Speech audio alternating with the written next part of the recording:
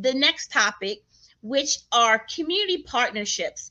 Dwayne, we talked a lot earlier about leadership, the development of leadership from the outer and the inner, um, the Seven Highly Intelligences by Howard Gardner. We talk about prayer and reading, blueprint planning, skill development, all of those things. But the one thing that we didn't talk about, which we know has a positive impact on how leaders are born and what closes the gap between theory and practical application, is experience.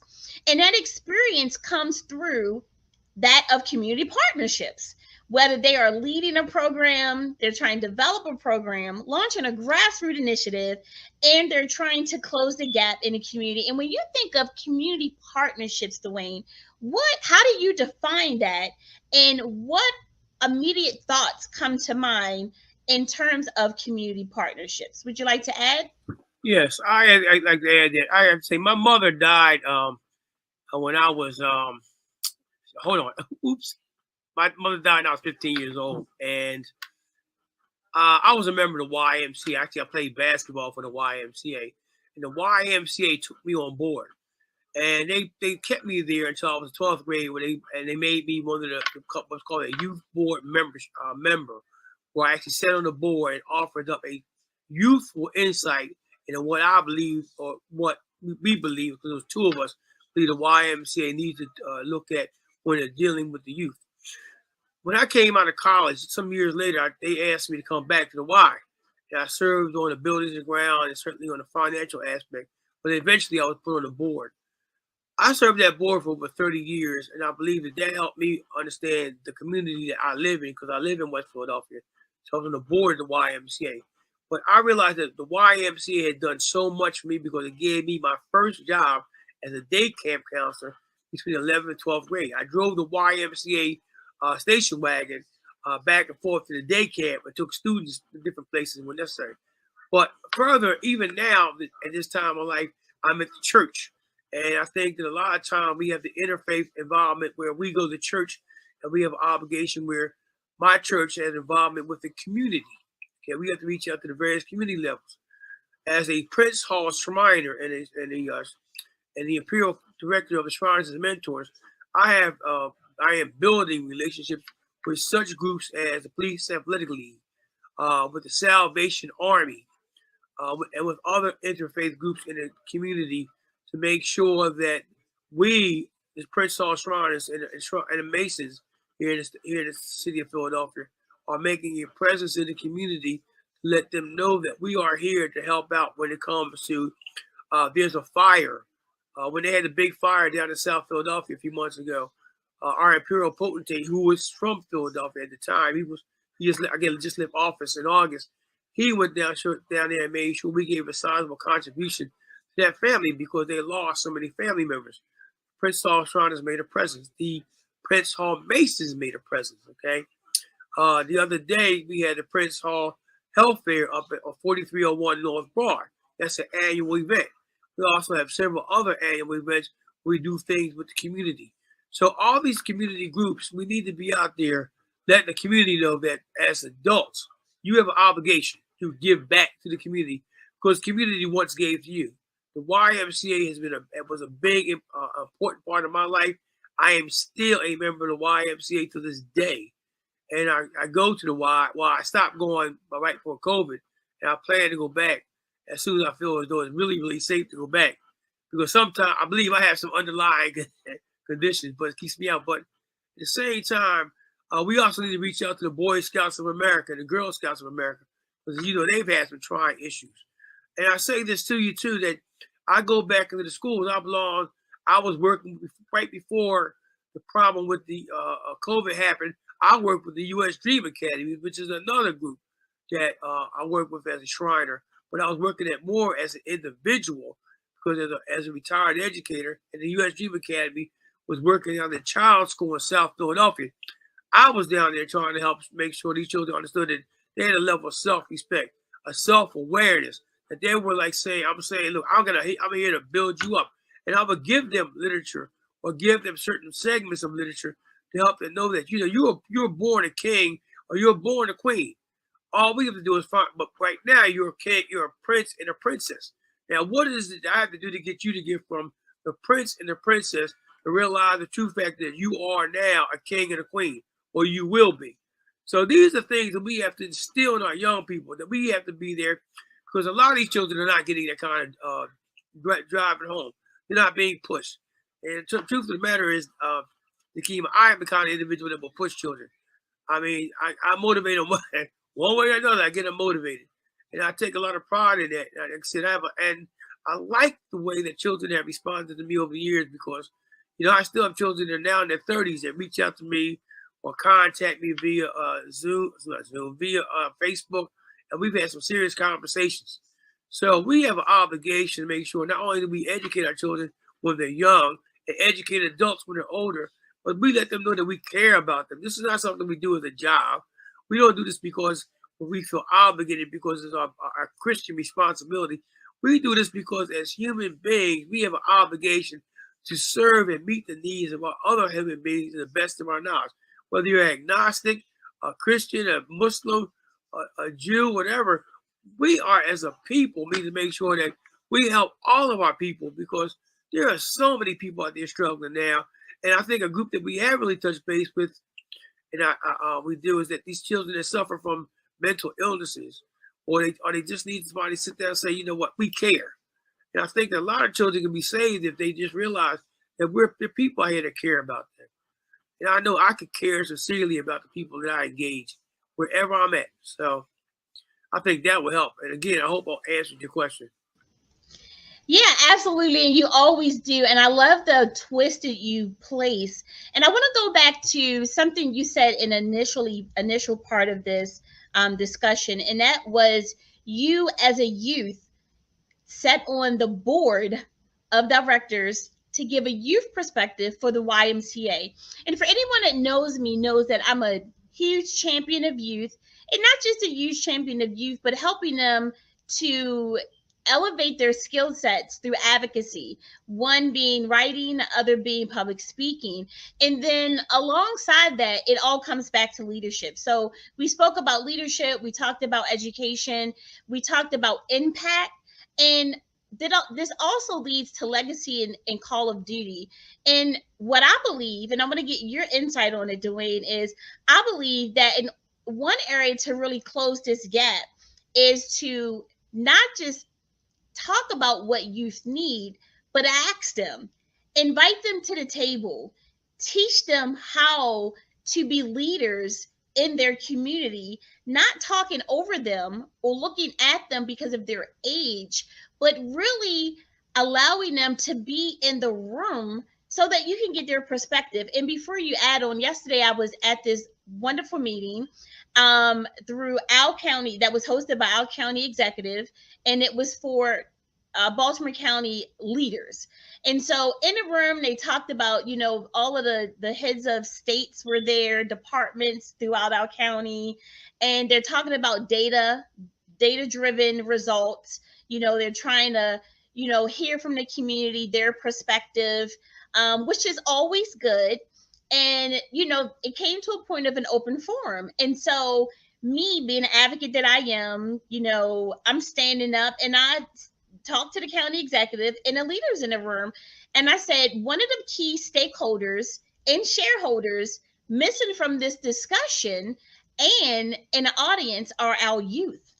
And you oftentimes, even being a youth advisor for the NAACP, through my own business and company, and being on meetings, is that everyone wants to talk about what youth need, what's the best thing for them, how do we advocate and close the gap for them. But oftentimes, who's missing in the room are the very people they want to answer for.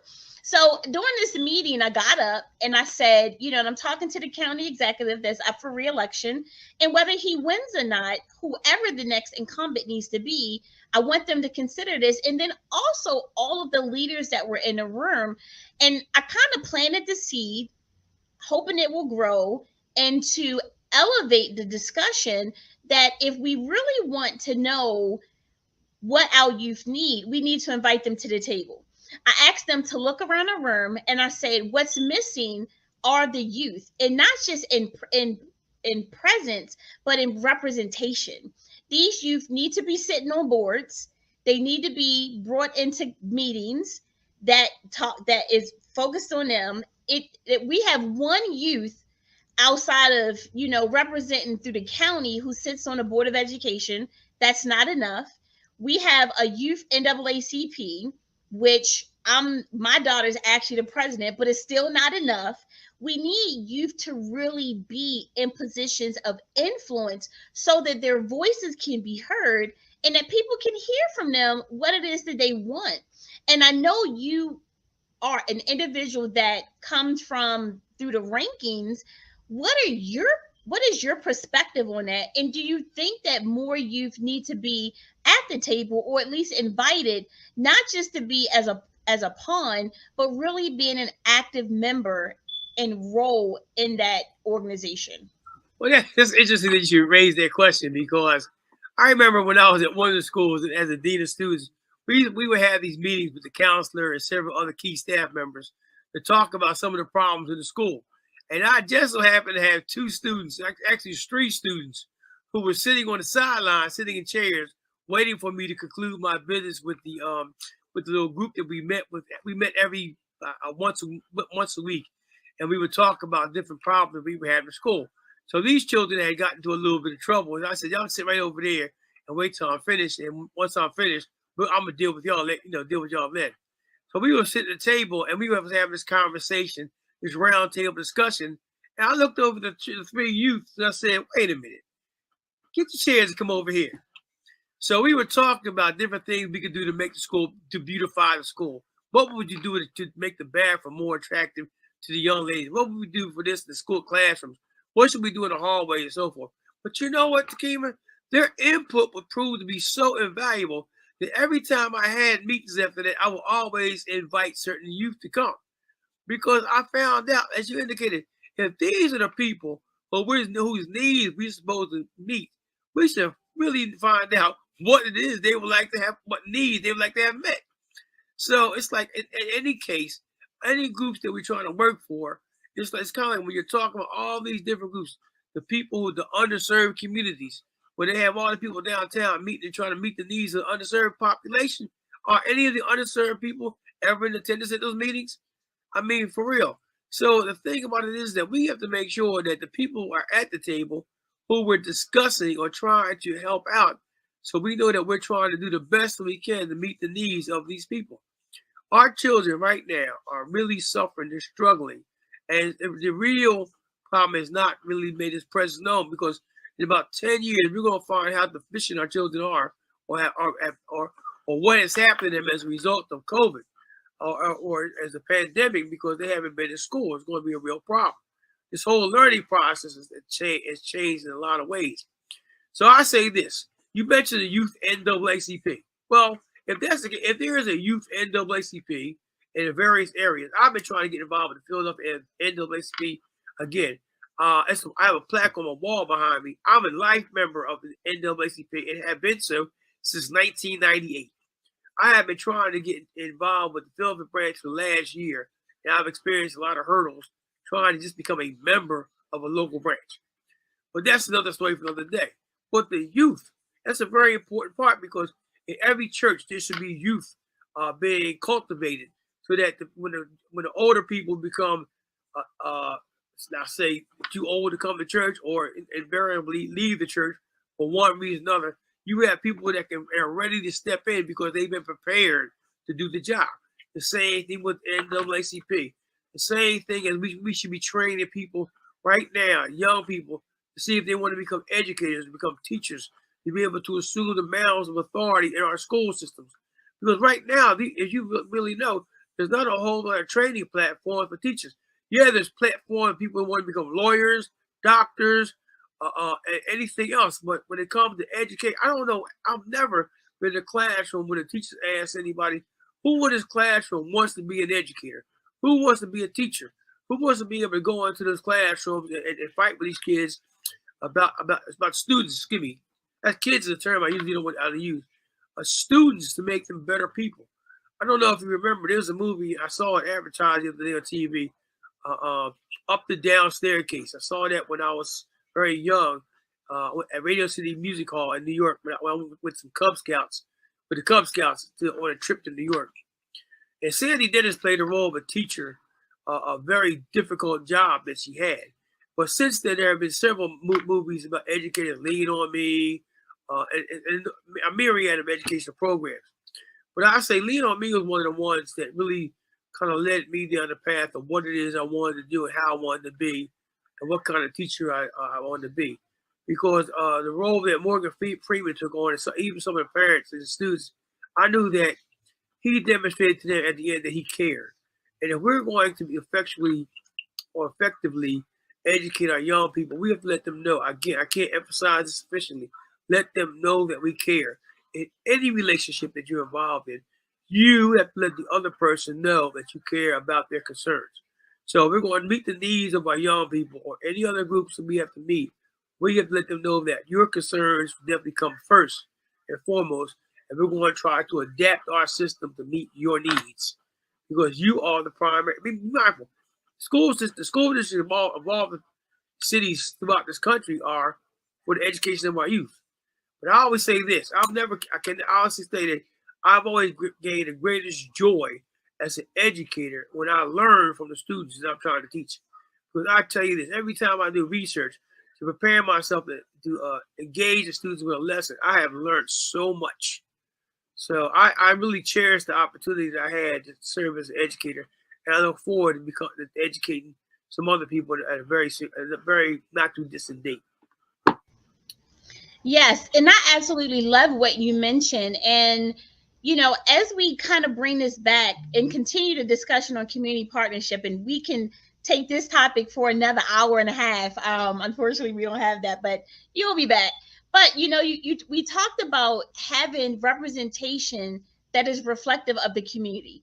So if you are a community partner that, whether you're a for-profit, nonprofit, or major hustle, reach out and have, whatever your cause is, go and ask those individuals what matters to them, whether it's the drug dealer, the homeless person, the at-risk youth, the single parent, the two-parent home, the youth, underserved, average, or highly academic, an expert in the area. This is where you as an expert tend to learn best. And if we really want to be impactful, which is where we started this discussion many minutes ago, in leaving a legacy that goes far beyond us, then we have to be reflective, not just as the teacher, but the student, and bridge the gaps with people that are living that lived experience. That lived experience outside of theory is the best teacher that we know, whether we are in leadership, we're in education, we're youth, we're adult, or we're a person in positions of influence that's trying to make a difference.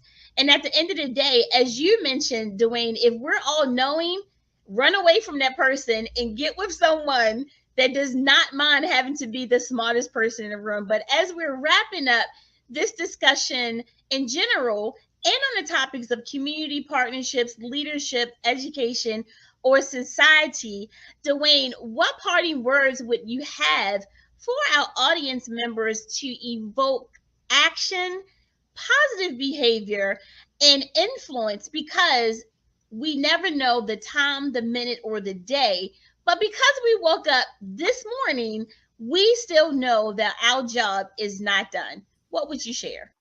Well, let me say this. I say that we need to make sure that we understand that every day you should get up with a mission. Every night when you lay down, you should plan for what you're going to do for tomorrow. Now, a lot of times, like I always had a problem.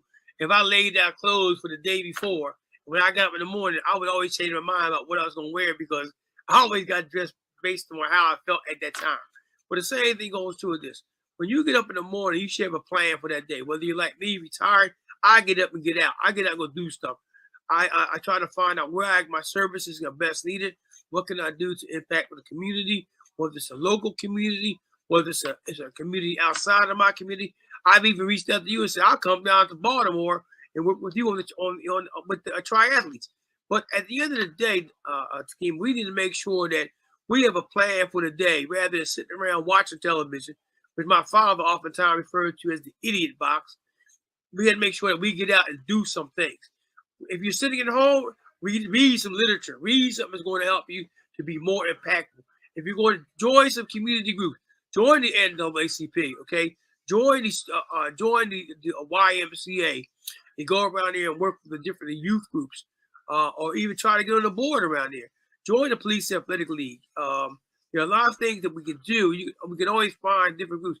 We have a lot of anti-violence, anti-gang groups going on in the city right now that need our help too. I mean, because there are a lot of things we need to do because, well, I know Baltimore has its fair share of criminal activities, but Philadelphia it's really gotten very bad.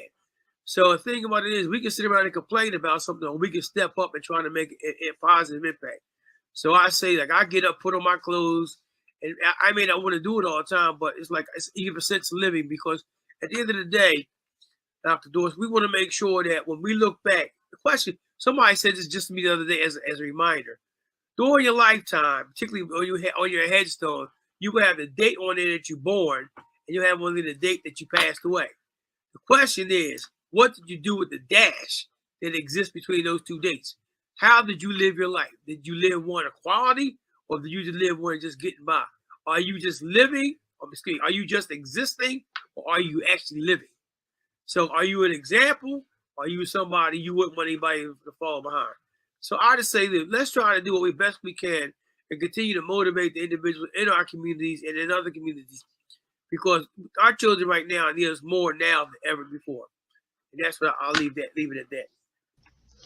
Yes, and I really appreciate those words that you just identified. And again, whether you are a person that is struggling to find out who you are or what you stand or what your purpose or passion is, or if you are a very confident individual who continue to climb major mountains and overcome these hurdles, at the end of the day, as Dwayne mentioned, and as I'll pick up and we talked about during these discussions, is that your impact comes in one or two ways.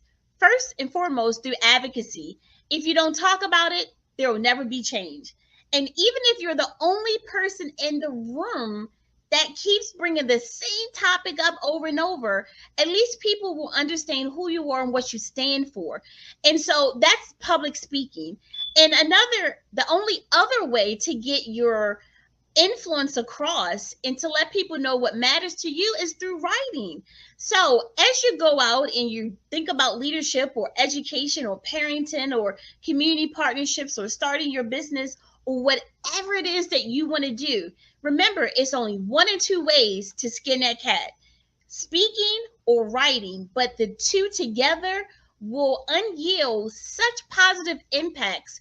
It will blow your mind and have you start looking, thinking, and acting differently.